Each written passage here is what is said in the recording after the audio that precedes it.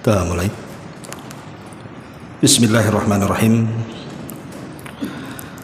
Assalamualaikum warahmatullahi wabarakatuh. Alhamdulillah wassalatu wassalamu ala Rasulillah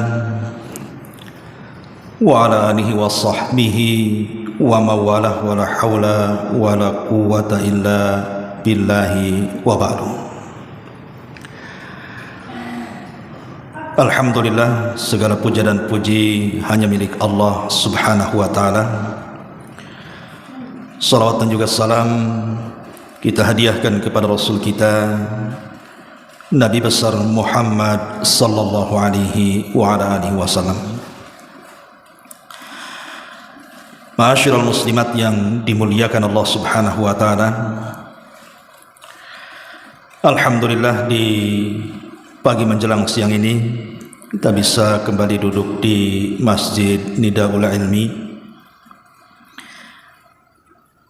dan pembahasan di hari ini kita akan membahas satu doa yang sangat bagus sekali untuk dibiasakan membacanya, karena doa ini selalu dibaca Nabi, dan doa ini mencakup kebaikan dunia kita dan akhirat kita. Doa ini dicantumkan di dalam Sahih Muslim pada nomor hadis ke-2720 dari sahabat Abi Hurairah radhiyallahu anhu. Nabi sallallahu alaihi wasallam selalu membacakan doa, Allahumma aslih li dini alladhi huwa ismatu amri wa aslih li dunyaya allati fiha ma'ashi wa aslih li akhirati allati fiha ma'adi waj'al al-hayata ziyadatan li fi kulli khairin waj'al al-mauta rahatan li fi kulli syarr. Ya Allah, perbaikilah bagiku agamaku yang menjadi pegangan urusanku, dan perbaiki bagiku duniaku yang menjadi tempat kehidupanku. Perbaikilah bagiku akhiratku yang akan menjadi tempat kembaliku, serta jadikanlah kehidupanku mempunyai nilai tambah bagiku dalam segala kebaikan, serta kematianku sebagai kebebasanku dari segala keburukan. Lihat bagaimana kandungan isi daripada doa ini. Allahumma aslih li dinil ladzi huwa ismatu amri wa aslih li dunyaya allati fiha ma'ashi wa aslih li akhirati allati fiha ma'adi waj'alil hayata ziyadatan li fi kulli khair waj'alil mauta rahatan min kulli syarr. Ma'asyiral muslimat yang dimuliakan Allah azza wa jalla, baik kita akan terangkan kalimat per kalimat dari doa ini.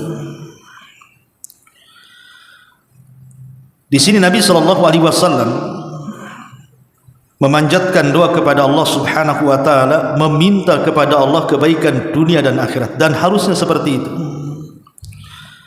Seorang muslim kalau berdoa kepada Allah subhanahu wa ta'ala, jangan hanya meminta kebaikan dunia saja, karena kita ini tidak hendak hidup di dunia terus. Tapi kalau bisa 2/3 doa kita itu meminta kepada Allah subhanahu wa ta'ala akan kebaikan akhirat kita. Cukuplah dunia ini 1/3 saja, 2/3-nya minta akhirat. Karena kehidupan yang hakiki bagi kita itu bukan di dunia. Berapalah kita ini hidup di dunia? 60 tahun, 70 tahun, 80 tahun, iya kalau sampai ke situ usia kita. Karena Nabi sallallahu alaihi wasallam membatasi umur umatnya itu berkisar 60 sampai 70 tahun saja. Biasanya lewat dari 70 tahun juga, lewat juga umurnya. Jarang orang yang usianya lebih daripada 70 tahun, ada tapi sedikit. Tapi biasanya di usia 70 tahun ke bawah itu biasanya sudah meninggalkan dunia. Makanya penting kita meminta kepada Allah Subhanahu wa taala kebahagiaan yang sesungguhnya, minta akhirat. Dan itu juga dicontohkan dalam Quranul Karim, doa yang disebut dengan doa sapu jagat itu kan, Rabbana atina fid dunya hasanah wa fil akhirati hasanah wa qina adzabannar. Ya Allah, ya Rabb kami, berikan kepada kami dunia yang baik, akhirat yang baik, dan jauhkan kami dari azab neraka. Lihat dalam doa yang diajarkan Quran ini, 2/3 meminta akhirat, sepertiganya meminta dunia. Maka Nabi SAW di sini juga mengajarkan kepada kita agar kita banyak meminta kebahagiaan, baik dunia kita dan akhirat kita.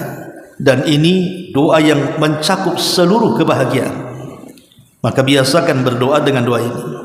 Allahumma aslih li dinil ladzi huwa ismatu amri wa aslih li dunyaya allati fiha ma'ashi wa aslih li akhirati allati fiha ma'adi waj'alil hayata ziyadatan li fi kulli khair waj'alil mauta rahatan min kulli syarr.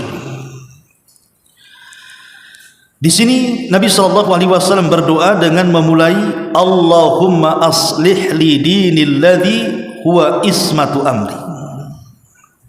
Ya Allah, perbaiki agamaku yang merupakan pegangan urusanku.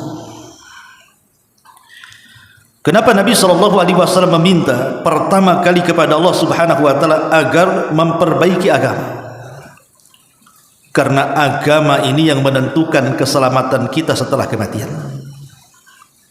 Jadi agama yang kita anut di dunia ini menentukan keselamatan kita kelak di akhirat. Maka minta kepada Allah agar diperbaiki agama kita. Tentu bukan hanya berdoa kepada Allah Azza wa Jalla agar agama kita diperbaiki, tapi ada upaya ke situ. Dengan cara apa? Pertama, ya tentu berdoa. Minta agar agama kita terus diistiqomahkan.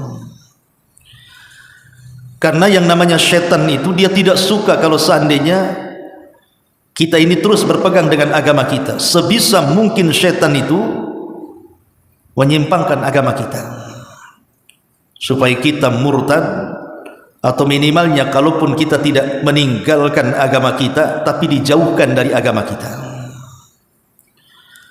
Makanya dua hal yang penting dalam memperbaiki agama itu. Yang pertama, tanamkan setiap amalan yang kita lakukan dari amalan-amalan ibadah kita itu, tanamkan keikhlasan. Latih untuk senantiasa ikhlas. Karena kalau amal itu dikerjakan dengan ikhlas, tidak akan menjadi beban. Salat kalau dilakukan dengan ikhlas tidak akan jadi beban. Puasa kalau dilakukan dengan ikhlas tidak akan jadi beban. Sedekah kalau dipenuhi dengan keikhlasan tidak akan jadi beban. Ibadah apapun kalau dilakukan dengan ikhlas tidak akan menjadi beban. Tapi kalau ibadah itu tanpa keikhlasan pasti jadi beban. Pasti berat melakukannya. Makanya lihat orang-orang munafik digambarkan dalam Quran itu, mereka walaupun mereka salat setelah lahiriah, kata Allah Subhanahu wa taala, wa idza qamu ila sholati qamu kusala. Apabila orang-orang munafik itu mereka salat setelah lahiriah, tetapi salat mereka itu malas-malas karena menjadi beban. Kenapa? Karena tidak ada keikhlasan dalam hatinya. Wala yadhkurunallaha illa qalila, dan mereka tidak berzikir kecuali sedikit. Makanya kemudian untuk memperbaiki agama kita, tanam keikhlasan. Ikhlas dalam segala hal. Memang ikhlas ini kalimat mudah tetapi berat dalam pengamalan, tapi harus dipupuk dan dilatih. Makanya para ulama salaf itu mereka bertahun-tahun bahkan puluhan tahun untuk mentarbiah hati mereka menjadi ikhlas.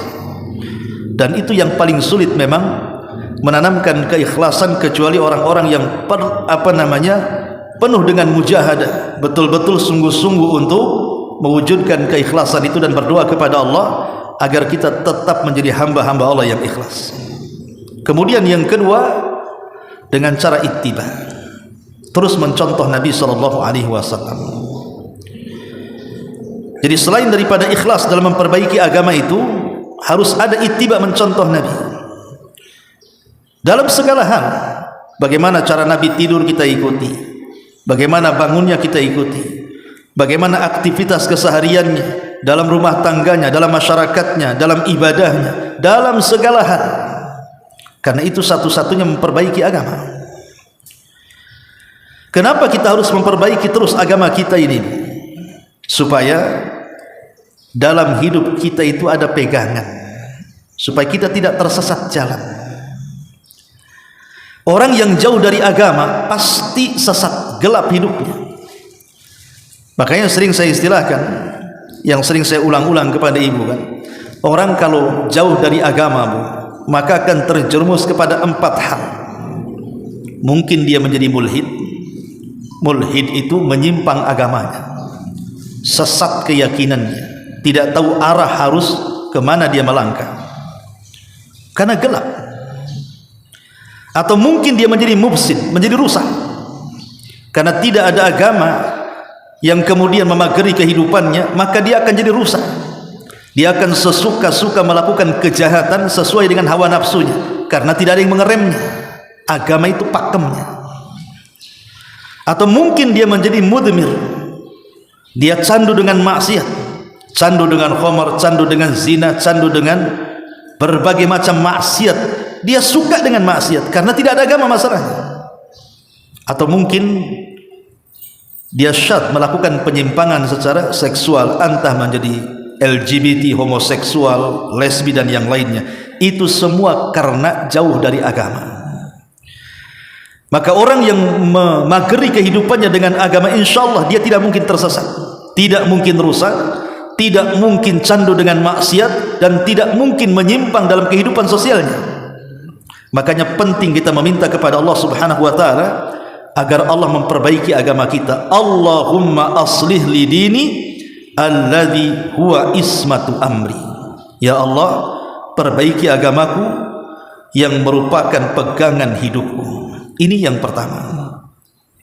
Yang kedua, Nabi SAW meminta kepada Allah Subhanahu wa taala, wa aslih li dunyaya allati fiha ma'ashi. Ya Allah, perbaiki duniaku yang merupakan tempat kehidupanku. Tentu yang dimaksud memperbaiki dunia supaya kehidupan kita nyaman. Dan itu disebutkan di dalam sebuah hadis. Nabi SAW bersabda, dari hadis Ubaidillah ibn Mihsan radhiyallahu an, Nabi SAW bersabda, man asbaha minkum aminan fi syirbihi mu'afan fi jasadihi indahu qutu yaumihi faka'annama hizat lahu dunya. Siapa saja yang di pagi hari dalam kondisi aman jiwanya, sehat raganya, dan dia punya bahan makanan cukup untuk satu harinya, seolah-olah dunia ada di genggamannya, kata Rasulullah. 3 perkara.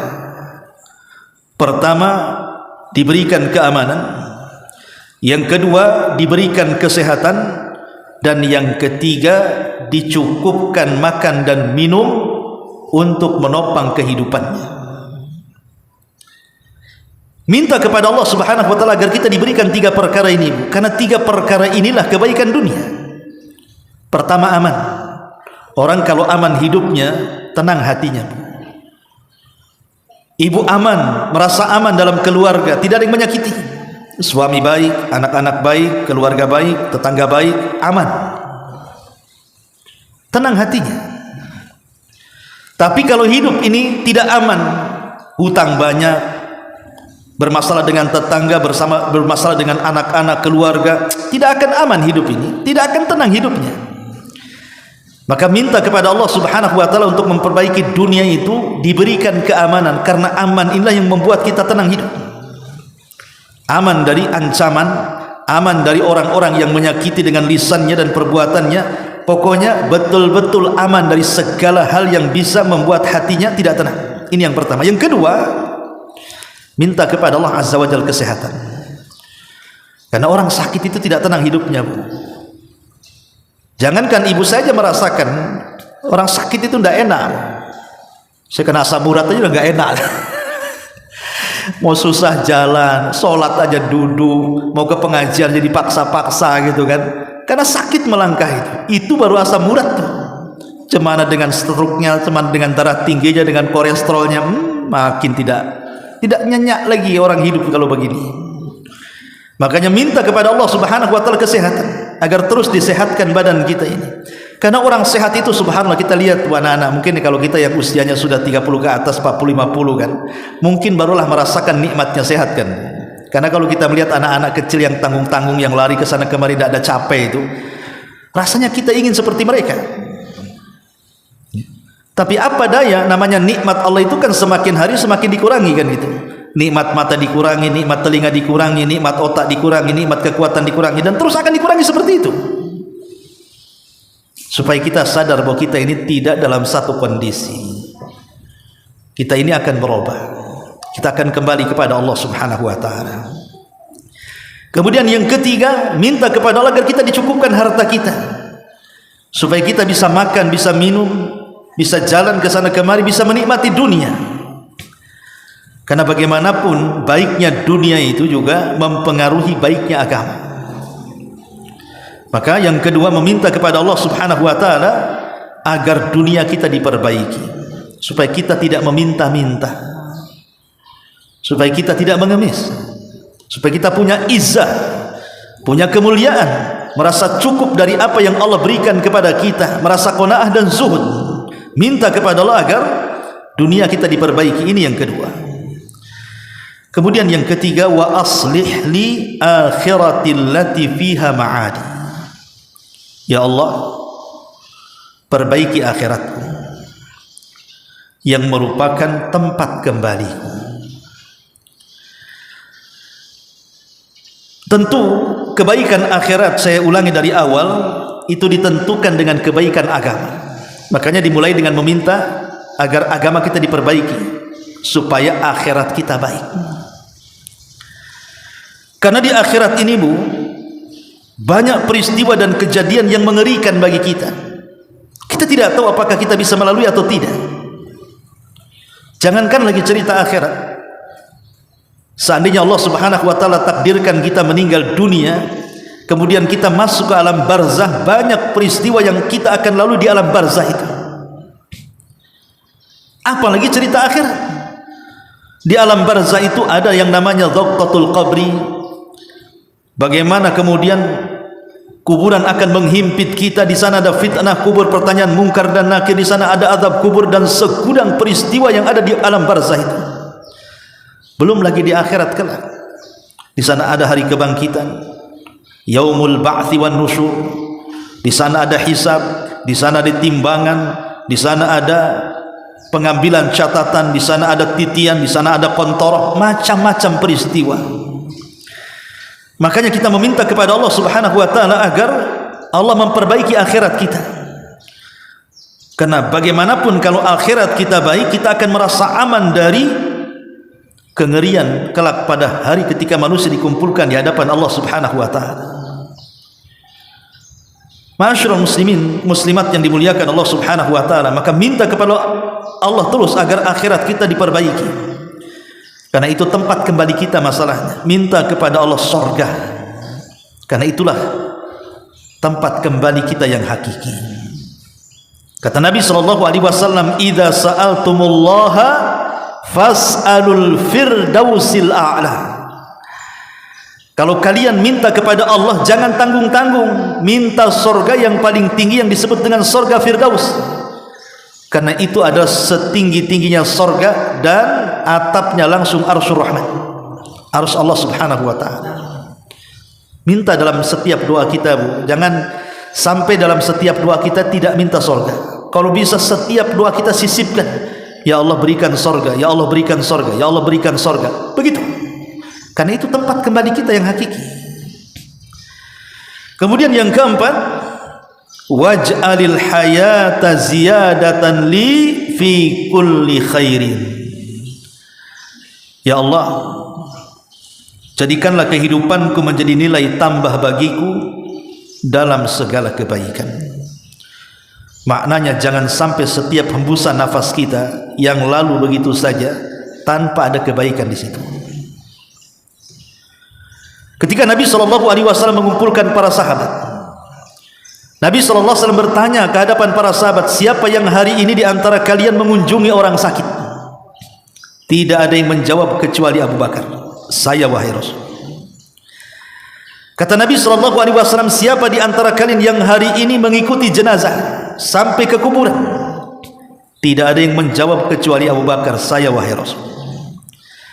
Kata Nabi SAW, siapa yang hari ini memberi makan fuqara wal masakin? Tidak ada yang menjawab kecuali Abu Bakar. Saya wahai Rasul. Kata Nabi SAW, siapa di antara kalian yang berpuasa hari ini? Tidak ada yang menjawab kecuali Abu Bakar. Kata Nabi SAW, tidaklah 4 perkara terkumpul dalam seseorang dalam satu hari illa dakhalal jannah, kecuali pastikan dia masuk surga. Artinya Nabi SAW mengajarkan kepada kita jangan sampai lewat satu hari itu tidak ada kebaikan yang kita lakukan. Makanya Allah Subhanahu wa taala mengatakan fa idza faragta fansab. Apabila engkau sudah selesai melakukan sebuah amalan, maka mulailah dengan amalan yang baru yang baik. Supaya apa? Supaya Allah mudahkan amalan kita. Karena orang-orang yang sudah mudah mengamalkan amalan saleh, mudah melaksanakan salat, mudah melaksanakan puasa, mudah melaksanakan zakat, mudah melaksanakan sedekah, mudah berzikir, mudah baca Quran, mudah silaturahim, mudah, pokoknya mudah beramal saleh, maka Allah akan mudahkan jalannya ke surga. Apa kata Allah? Fasanu yassiruhu lil yusra. Sudah mudah jalan kebaikan, Allah mudahkan lagi langkahnya, sehingga Allah tutup dengan husnul khotimah. Maka kalau bisa dalam kehidupan kita ini jangan lewat satu detik kalau bisa kecuali ada hembusan-hembusan zikir kebaikan. Karena itu tujuan hidup kita. Kalau kita ingin mendapatkan akhirat yang baik, perbanyak modal kita di dunia.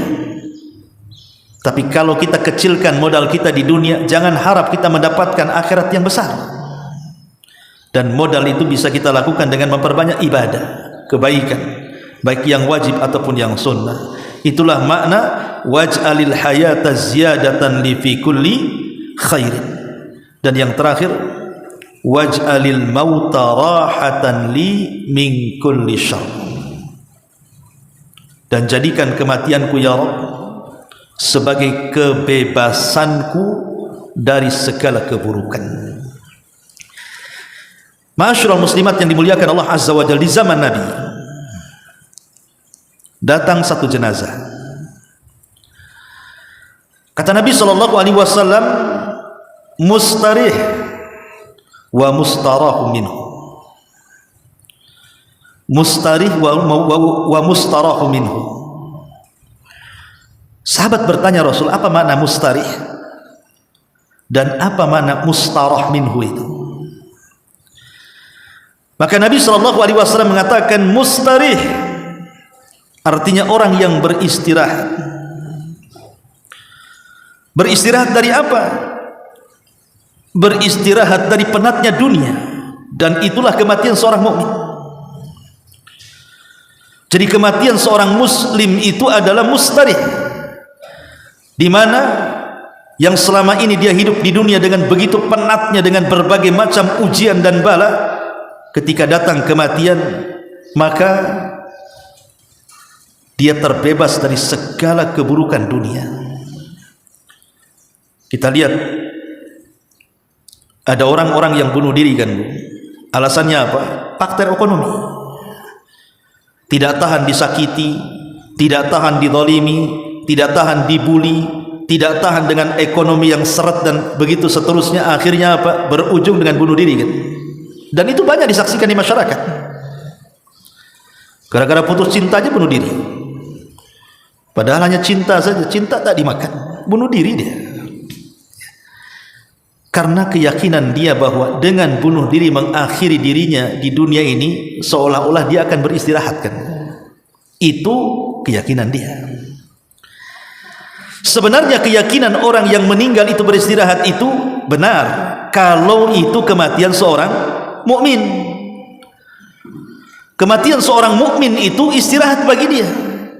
Dia sudah tidak akan lagi merasakan penatnya kehidupan dunia, karena dia akan beralih kepada kenikmatan yang luar biasa, nikmat kubur, yang kelak ujungnya akan masuk ke dalam surga yang merupakan ujung daripada seluruh kenikmatan.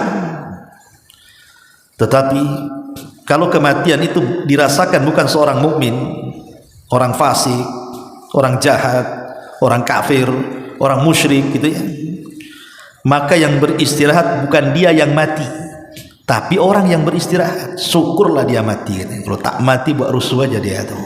Orang lain yang beristirahat, ternak-ternak yang beristirahat, bumi dan langit yang beristirahat karena kejahatannya. Makanya minta kepada Allah Subhanahu wa taala agar kita ini diwafatkan betul-betul yang beristirahat kita yang wafat, bukan orang yang beristirahat karena wafatnya kita. Dan itu dengan terus meminta kepada Allah Subhanahu wa taala agar kita diwafatkan dalam kondisi husnul khatimah. Minta agar akhir kehidupan kita itu diperbaiki. Dan husnul khatimah tidak mungkin kita dapati kecuali dengan melakukan 8 perkara. Pertama, al-istiqomah. Harus istiqomah. Apa istiqomah? Istiqomah itu sebagaimana sabda Nabi SAW, khairul a'mal adwamuha wa in qalla. Sebaik-baik amal itu yang langgeng walaupun tak banyak. Namanya ibu membiasakan sholat duha, ya sudah sholat duha dibiasakan. Baca Quran dibiasakan. Sholat malam terus tidak berhenti. Itu disebut istiqomah. Dan orang-orang yang seperti ini kematiannya akan didatangi malaikat dan akan dihembuskan di telinganya, jangan takut, jangan sedih, karena surga sudah menantimu. Yang kedua, husnudzan billah. Berbaik sangkalah dengan Allah. Jangan pernah suudzon. Berbaik sangka dengan Allah. Sebab berburuk sangka kepada Allah itu saat kematiannya, itulah yang menjadikan sebab dia suul khatimah. Berbaik sangka dengan cara apa? Pertebal harapan kita kepada Allah. Kemudian yang ketiga, takwa. Bertakwa, menjalankan perintah dan menjauhi larangan. Kemudian yang keempat, as-sidqu. Membiasakan jujur, membiasakan mengucapkan kalimat benar. Kemudian yang kelima, at-taubah. Terus memperbaiki taubat. Kemudian yang nomor 7, al-mudawamatu ala ta'ah. Senantiasa tidak berhenti untuk melaksanakan ketaatan. Dan yang nomor 7, mengingat kematian, karena mengingat kematian itu bisa memutus rantai cinta dunia. Dan yang terakhir, al-khawfu min asbabi su'il khatimah. Takut kalau seandainya kita meninggal dan mendatangkan sebab-sebab buruknya akhir perjalanan hidup kita. Ini 8 perkara kata para ulama. Kalau kita pahami, kita dalami, insyaallah inilah sebab-sebab orang itu husnul khatimah. Masyaallah muslimat yang dimuliakan Allah Subhanahu wa taala. Jadi doa ini terangkum berapa permintaan, Bu? Ada 4 permintaan. 1, minta kepada Allah agar agama kita diperbaiki. 2, minta kepada Allah Subhanahu wa taala agar dunia kita diperbaiki. 3, minta kepada Allah agar akhirat kita diperbaiki. 4, minta kepada Allah Subhanahu wa taala agar setiap kehidupan kita ini bermanfaat untuk dunia dan akhirat kita. Dan yang kelima, ada 5 permintaan ya, afwan. Minta kepada Allah agar kematian kita diakhiri dengan husnul khatimah. Ini kan luar biasa. Makanya ulama menyebut doa ini sebagai doa yang mencakup seluruh urusan agama dan dunia serta kehidupan dunia dan akhirat kita. Artinya ini doa yang mencakup semuanya. Maka biasakan doa ini, baca dalam setiap pagi, setiap petang, setelah sholat, terserah. Karena memang tidak ada nasnya harus dibaca jam berapa, waktu apa, di tempat apa, tidak, bebas. Kita bisa membaca kapan saja. Allahumma aslih li dini alladhi huwa ismatu amri wa aslih li dunyaya allati fiha ma'ashi wa aslih li akhirati allati fiha ma'adi waj'alil hayata ziyadatan li fi kulli khair waj'alil mauta rahatan li min kulli syarr. Ya Rabb, perbaikilah bagiku agamaku yang menjadi pegangan urusanku. Ya Rabb, perbaiki bagiku duniaku yang menjadi tempat kehidupanku. Ya Rabb, perbaiki bagiku akhiratku yang menjadi tempat kembaliku. Ya Rabb, sertakan jadikan kehidupanku mempunyai nilai tambah bagiku dalam setiap kebaikan, dan kematianku sebagai pembebas dari segala keburukan. Wallahu a'lam bishawab. Ini diantara kajian di pagi menjelang siang. Baik, sebelum saya tutup, kalau ada yang bertanya silahkan, kita buat tanya jawab.